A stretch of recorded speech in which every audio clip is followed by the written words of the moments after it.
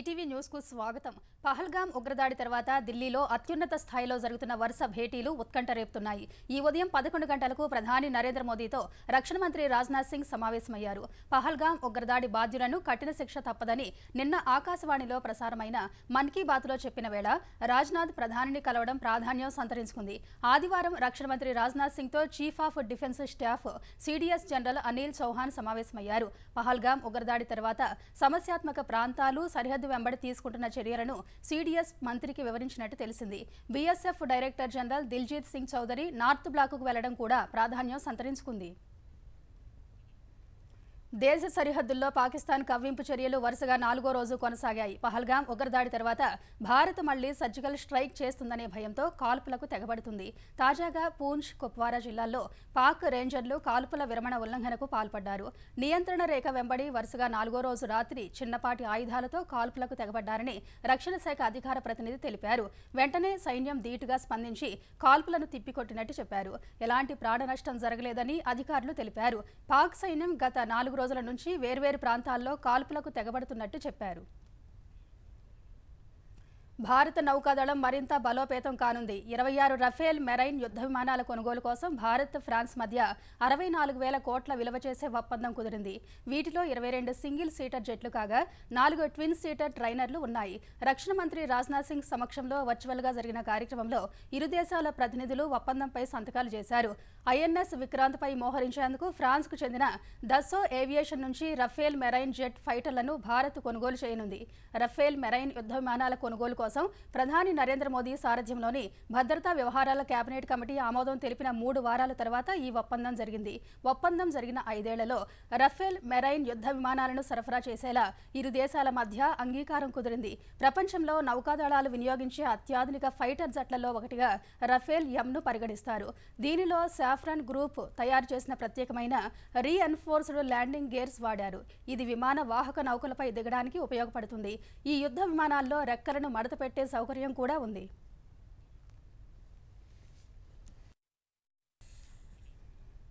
అమరావతి అందరిది, ఆంధ్రప్రదేశ్కు ఆత్మ వంటిదని ముఖ్యమంత్రి చంద్రబాబు వ్యాఖ్యానించారు. వచ్చే నెల 2న అమరావతి పునర్నిర్మాణ పనులకు ప్రధాని నరేంద్ర మోదీ శంకుస్థాపన చేయనుండగా కూటమి నేతలతో సీఎం టెలికాన్ఫరెన్స్ నిర్వహించారు.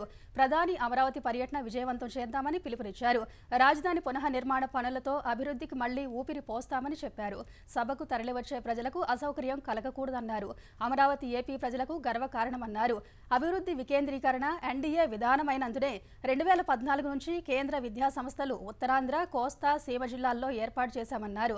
అన్ని ప్రాంతాలను సమంగా అభివృద్ధి చేస్తామన్న సీఎం తెలంగాణకు హైదరాబాద్, కర్ణాటకకు బెంగళూరు, తమిళనాడుకు చెన్నై నుంచి 70% ఆదాయం వస్తోందని, అమరావతిని ఆ స్థాయికి తీసుకెళ్లడమే లక్ష్యమని చంద్రబాబు వివరించారు.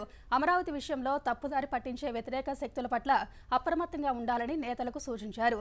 రాజధాని రైతులను భాగస్వాములను చేస్తున్నామన్న చంద్రబాబు ఎమ్మెల్యేలు, మంత్రులు బాధ్యత తీసుకుని వ్యతిరేక శక్తుల కుట్రలు తిప్పికొట్టాలని సూచించారు. విద్యార్థులు చదువు తర్వాత ఉద్యోగంతో సంతృప్తి చెందకుండా గ్లోబల్ సిటిజన్స్గా ఎదగాలని సీఎం చంద్రబాబు పిలుపునిచ్చారు. అమరావతిలోని విటి యూనివర్సిటీలో నూతనంగా నిర్మించిన భవనాలను ప్రారంభించిన సీఎం మైక్రోసాఫ్ట్, గూగుల్తో పాటు అంతర్జాతీయ సంస్థలు భారతీయులు, తెలుగువారి నాయకత్వంలో నడుస్తున్నాయని గుర్తు చేశారు. ఇదే స్ఫూర్తితో విద్యార్థులు ఉన్నత స్థానాలకు ఎదగాలని సూచించారు. అమరావతిలో ఏర్పాటు చేసే విద్యా సంస్థల్లో ఏపీ విద్యార్థులతో పాటు ఇతర రాష్ట్రాలు, దేశాల విద్యార్థులు ఉండాలని, అప్పుడే గ్లోబల్ సిటిజన్స్ తయారవుతారని చెప్పారు. త్వరలో అమరావతిలో రతన్ టాటా ఇన్నోవేషన్ హబ్ ఏర్పాటు చేస్తామని ప్రకటించారు. పారిశ్రామికవేత్తలు, విద్యా సంస్థలను కలిపి స్టార్టప్ కంపెనీలకు అవసరమైన వాతావరణం కల్పిస్తామని తెలిపారు. తెలంగాణలో బీఆర్ఎస్ మళ్లీ అధికారంలోకి రావడం ఖాయమని ఆ పార్టీ అధినేత కేసీఆర్ చేసిన వ్యాఖ్యలను ముఖ్యమంత్రి రేవంత్ రెడ్డి కొట్టిపారేశారు. ప్రస్తుతం తెలంగాణలో బీఆర్ఎస్ను ప్రజలు నమ్మే పరిస్థితి లేదన్న రేవంత్ కేసీఆర్ అభద్రతా భావంలో మాట్లాడారని విమర్శించారు. వరంగల్ జిల్లా ఎలకతుర్తి సభలో అధికారం కోల్పోయామన్న అక్కసు మొత్తాన్ని కేసీఆర్ కక్కేశారన్న రేవంత్ ఏ అంశంపై కూడా స్పష్టత ఇవ్వలేదని విమర్శలు గుప్పించారు. ఇదే సమయంలో రాహుల్ గాంధీకి తనకు గ్యాప్ ఉందన్న మాటల్లో ఎలాంటి వాస్తవం లేదని మీడియాతో నిర్వహించిన ఇష్టాగోష్ఠిలో రేవంత్ చెప్పారు. తమ మధ్య ఉన్న సంబంధాన్ని బయట ప్రపంచానికి చెప్పాల్సిన అవసరం లేదన్నారు. కేసీఆర్, ప్రధాని నరేంద్ర మోదీ వాళ్ల అవసరాలకు అనుగుణంగా మాటలు మారుస్తున్నారన్న రేవంత్ ప్రస్తుతం దేశానికి ఇందిరాగాంధీ లాంటి ప్రధాని కావాలని చెప్పారు. ఇదే సమయంలో హైదరాబాద్ దాటిన ఎమ్మెల్యేలపై అసహనం వ్యక్తం చేసిన సీఎం ప్రజల్లోకి వెళితేనే ఫలితం ఉంటుందన్నారు. ఓపికగా ఉంటేనే పదవులు వస్తాయని, ఇష్టం వచ్చినట్లు మాట్లాడితే నష్టపోతారని చెప్పారు. ఆపరేషన్ కాగారుపై సీనియర్ నేతలు జానారెడ్డి, కేకేలతో చర్చించినట్టు చెప్పిన సీఎం కాంగ్రెస్ నిర్ణయాన్ని చెప్పిన తర్వాతే ప్రభుత్వ విధానాన్ని వెల్లడిస్తామన్నారు. ప్రభుత్వం అధికారుల విషయంలో కొంత సమన్వయంతో ఉండాలన్న రేవంత్ భూభారతి, ధరణి అంశాలపై పూర్తి అవగాహన ఉన్నందునే నవీన్ మిట్టల్ను మార్చలేదన్నారు.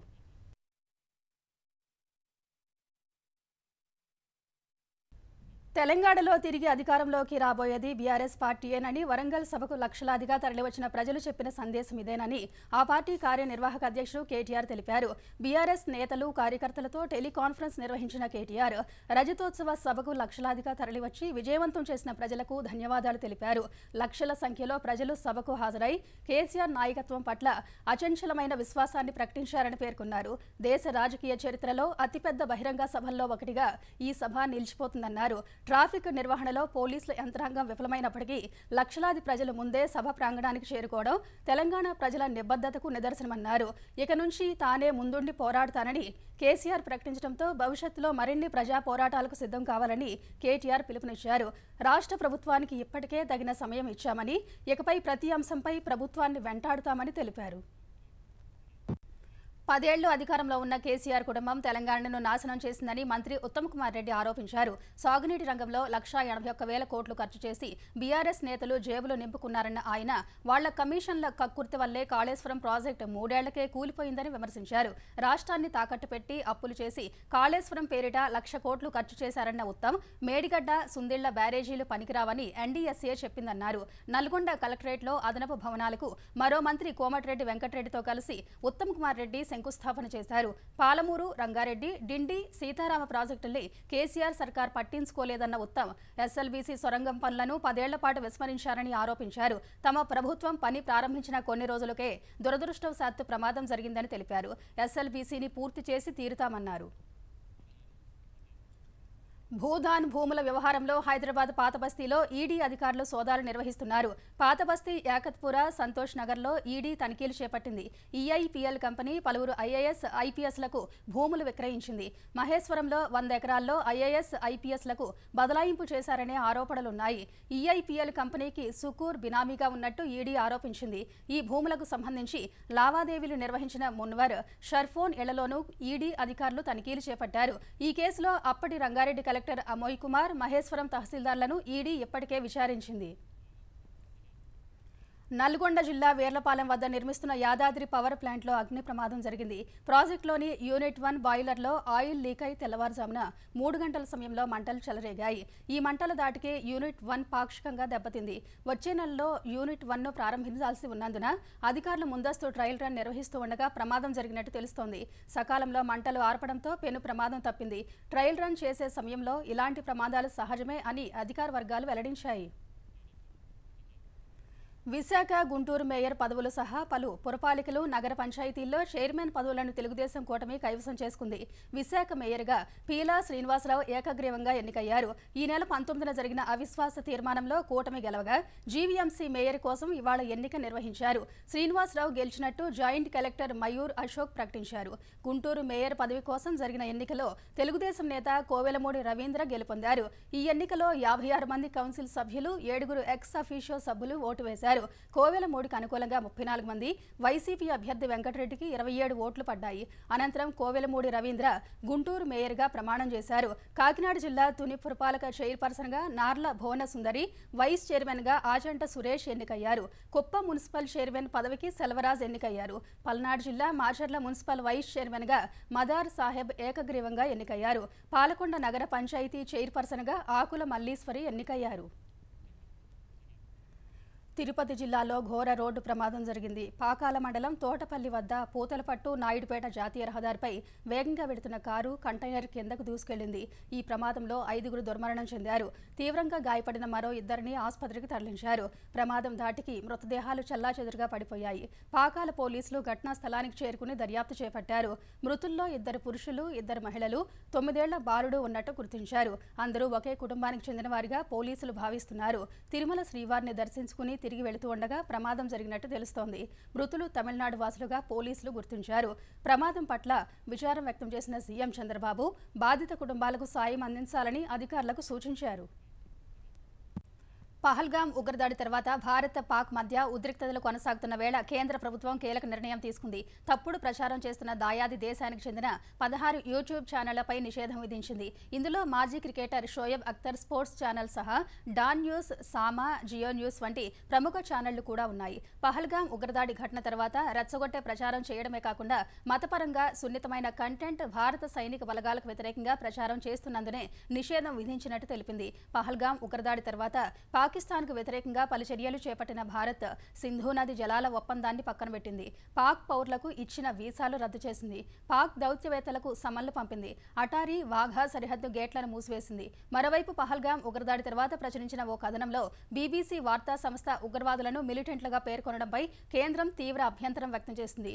భారత్కు చెందిన అనేక మంది నెటిజన్లు కూడా బీబీసీపై ఆగ్రహం వ్యక్తం చేస్తున్నారు. రిలయన్స్ ఇండస్ట్రీస్ సహా బ్యాంకింగ్ రంగ సంస్థల వాటాలు కొనేందుకు మదుపర్లు మొగ్గు చూపిన వేళ దేశీయ స్టాక్ మార్కెట్లు భారీ లాభాలు ఆర్జించాయి. గత 2 సెషన్లు నష్టాలు నమోదు చేసిన సెన్సెక్స్ ఇవాళ 1006 పాయింట్లు పెరగడం సహా మరోసారి 80,000 బెంచ్ మార్కును అధిగమించింది. ఉదయం 79,344 పాయింట్ల వద్ద బీఎస్ఈ సూచీ ప్రారంభమైంది. మొదట్లో 79,341 పాయింట్ల కనిష్ట స్థాయి నమోదు చేసిన సూచీ తర్వాత క్రమంగా లాభాల్లోకి దూసుకెళ్లింది. ఒక దశలో 80,322 పాయింట్ల గరిష్ట స్థాయికి చేరింది. చివరకు 80,218 పాయింట్ల వద్ద స్థిరపడింది. జాతీయ స్టాక్ ఎక్స్చేంజ్ సూచీ నిఫ్టీ 289 పాయింట్లు పెరిగి 24,328 పాయింట్ల వద్ద ముగిసింది. ఇవాల్టి ట్రేడింగ్లో రిలయన్స్ ఇండస్ట్రీస్ వాటాలు 5.27% మేర పెరిగాయి.